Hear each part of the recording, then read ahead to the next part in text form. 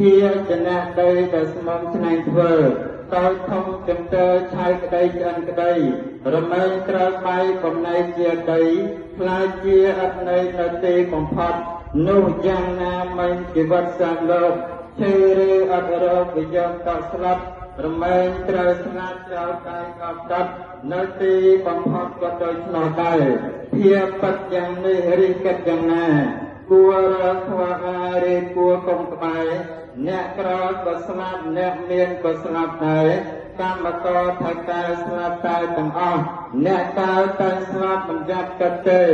ទាំងយើងទាំងគេស្លាប់អត់សល់សោះគ្រាន់តែមុនក្រោយយូរឆាប់ប៉ុណ្ណោះត្រូវគិតមើលចង់គួរធ្វើយ៉ាងណា